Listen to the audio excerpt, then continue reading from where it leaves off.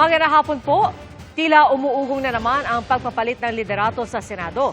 Ayon po sa source ng GMA News, kasama sa diskusyon dyan ang gulo noong Miyerkules na nauwi sa pamamaril. Para kay dating Senate President Franklin Drilon, dapat managot dyan si Senate President Alan Peter Cayetano. Nakatutok si Sandra Aguinaldo. Wala pang isang linggong naluluklok si Senador Alan Peter Cayetano bilang Senate President. Pero sabi mismo ni Cayetano, meron na naman anyang pinaplanong kudeta sa Senado. Medyo busy sila ngayon na trinatry kausapin yung mga miyembro namin na sumali ulit sa kanila. May invitations to talk, may pananakot. Isa sa 13 senador na bumoto para kay Cayetano ay ang lubutang na si Senador Ronald Bato de la Rosa. Sa gitna ng pananatili niya sa Senado dahil sa banta ng pagsisilbi sa kanya ng ICC arrest warrant, nauwi sa gulong humantong sa pamamaril sa Senado noong Miyerkules. Umalis siya sa Senado Huwebes ng madaling araw.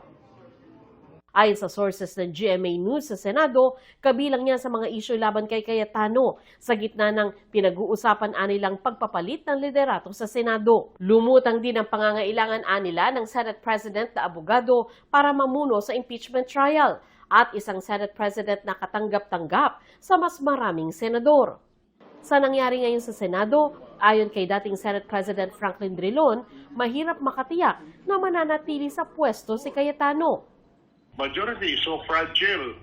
Right now it's 12-11. So you can imagine that the political situation so far as the leadership of the Senate is concerned is very, very unstable. The change in leadership depends on 13 senators. It can happen anytime. Para kay Drilon, nawala ng kontrol sa sitwasyon ng Miyerkules si Cayetano. That's a responsibility. Whoever is the president of the Senate, it is the sergeant at arms who fire the shots, and Pascal is under the supervision and control of the Senate president. Hirit naman ang mga dating miyembro ng UP Student Political Groups na sandigan ng mag-aaral para sa sambayanan o sa masa at nagkaisang tugon. Magbitiw bilang Senate President si Cayetano. Batay sa kanilang pahayag, miyembro si Cayetano ng nagkaisang tugon nang magsilbi siyang University Student Councilor. Mahigpit na magkalabang organisasyon noon ang dalawang grupo. Hinihingan pa namin ng reaksyon si Cayetano, bagamat nauna na niyang sinabing tiwala siya sa boto ng kasalukuyang mayorya. I believe in the 13, I believe in our cause. Yun nga ang challenge ko ngayon. Diba? Trabaho or mamulitika. Si Senador Erwin Tulfo na nasa minority bloc, sinabing walang kumakausap sa kanila ng kapatid na si Senador Raffy Tulfo tungkol sa pagpapalit ng Senate President.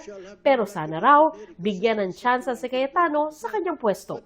Kung ako talaga tatanungin mo, siguro it's time na bigyan mo na ng pagkakataon na para makita natin kung talagang bagay siya dyan, karapat dapat siya dyan. Si Senador Kiko Pangilinan na lumalabas ang pangalan sa sinasabing posibleng pumalit kay Cayetano, sinabing hindi siya interesadong maging Senate President.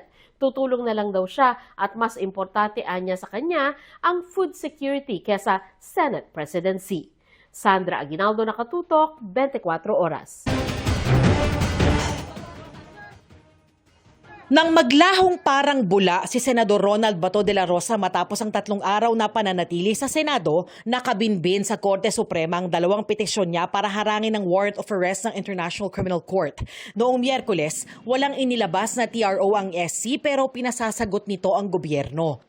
Kahapon, nagsumite ang Office of the Solicitor General ng komentong may 83 pahina. Hiling nila, ibasura ang petisyon ni De La Rosa dahil sa lack of merit o kawalan ng sapat na basehan. Sabi nila ang mga naging hakbang ni De La Rosa ay maituturing na galawan ng isang pugante na walang karapatan sa anumang judicial relief.